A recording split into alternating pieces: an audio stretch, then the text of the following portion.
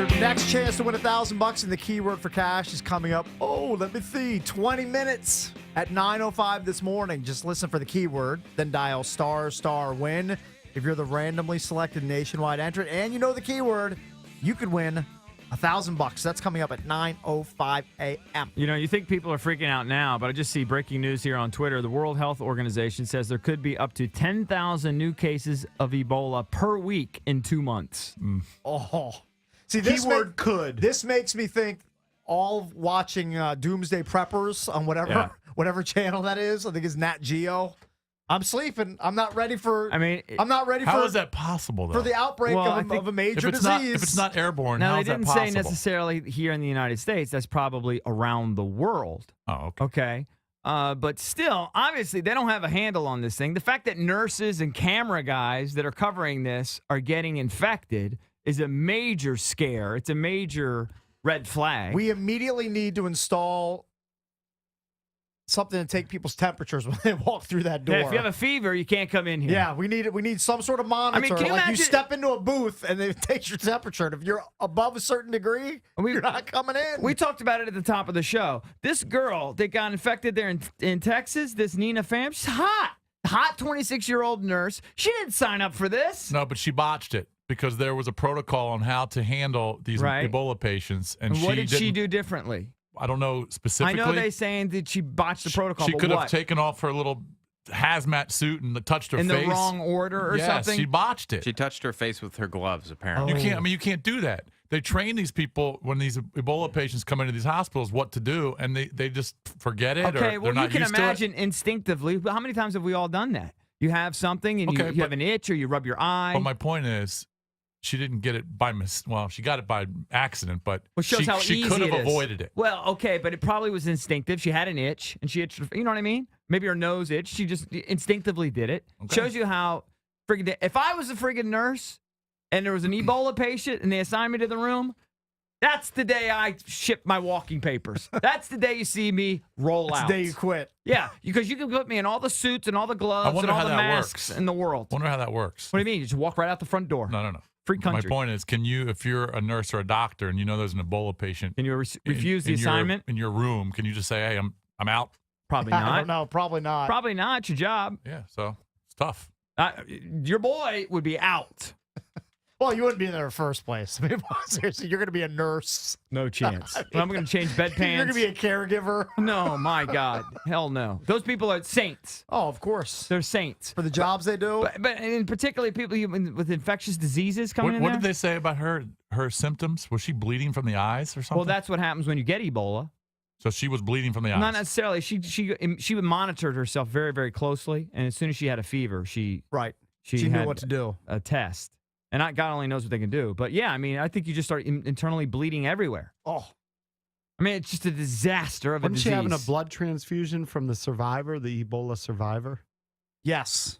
What do you mean she had a...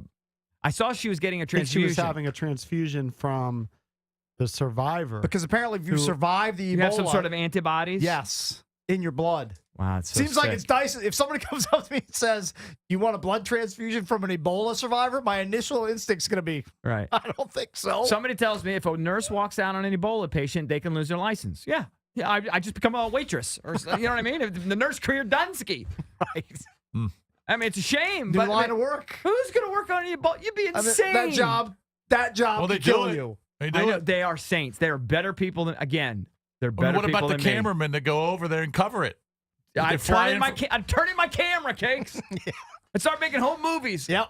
You know. Didn't Nancy Schneiderman from NBC, didn't she just get quarantined? Her and 20 others?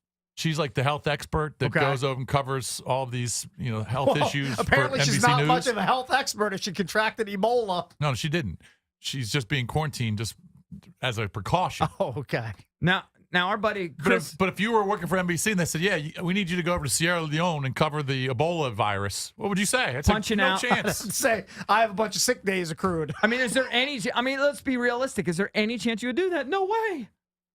No if it's way. between that and losing your job, I don't know. I guess you Cakes have you're to. set to go to Aruba. Yes. What if you hear there's one guy in a remote part of Aruba? It's a remote part of Punching Aruba. out. I would go. You know why? sleeps on it. Because I'm not stepping foot off of the resort. Yeah, but the whole what time if I'm you're there. on the airplane with the donk? Well, then that's a The different. donks that have been That's a game. infected. That is a game changer. Right. If somebody says there's a guy with You Ebola understand? down here, He still sees the pot of gold. Of course he does. You know what I mean? He think about probably, it all the this guy time. loves money so much, he'd probably get on an airplane with an Ebola patient just for the chance impossible. at a bad beat jackpot. impossible. No, because I don't. Right? No, He's Rick, dodging the ultimate bad beat jackpot. right. Why would I do that? I can go grasp at a bad beat jackpot at Maryland Live. I don't have to hop on an airplane with a guy who's bleeding from the eyeballs in order to go Now- cash in. Now, I should say this. Chris, our buddy at The Fix, Chris, how do you pronounce his last name? Saliza, I think. I just saw him as The Fix. Yeah, right. That's He easier. says that Saliza. most, what is it? Saliza, you got Saliza? Okay, The Fix.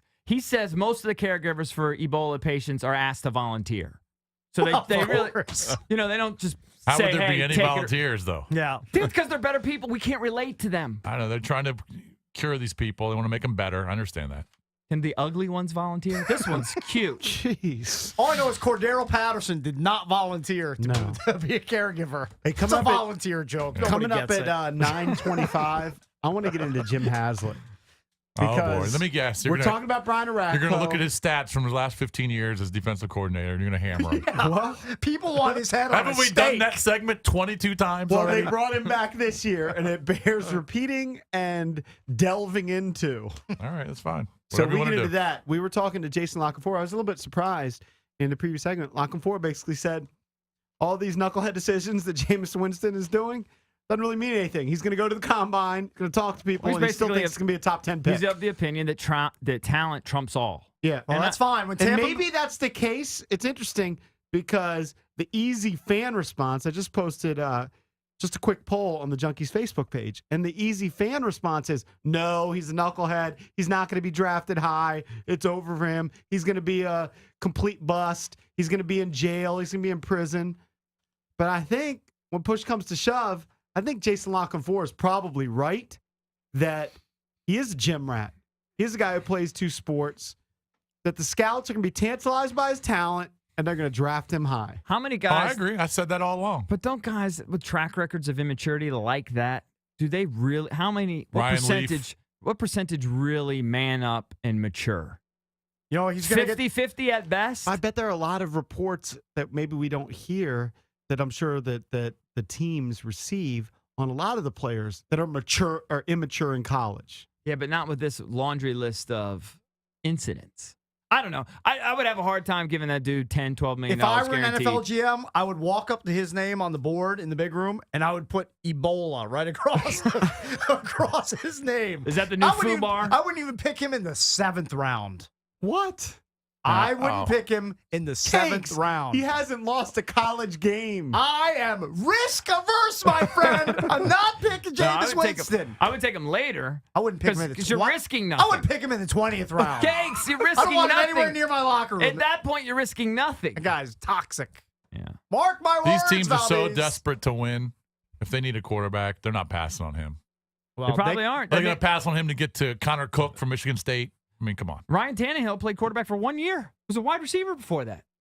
And they took him in the first round. Yeah. Well, they got lucky. Well, I don't even know if they have. Talking about benching him already. It's 2 weeks ago. That was 2 weeks ago. You're only as good as They're your last not game. turning to Matt Moore. Let's go real quick. Let's go to, is it Zard? Real quick, 10 seconds. Zard, what's up, buddy? Hey, this for Cakes. Earlier he said he needed a drug with a track record. So if he had Ebola, and they told the only way he can get rid of Ebola if he smoked this crack, but it still affects you the same way it affected, will he do it?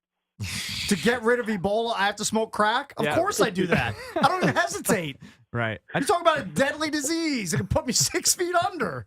And who knows? The crack can feel silly. Thank you for the hypothetical. We always enjoy that. Worst hypothetical ever. It's so easy. Are you kidding? Would you smoke crack? Coming up next, legendary sports writer Bob Ryan joins us on the Junkies. 1067 The Fan.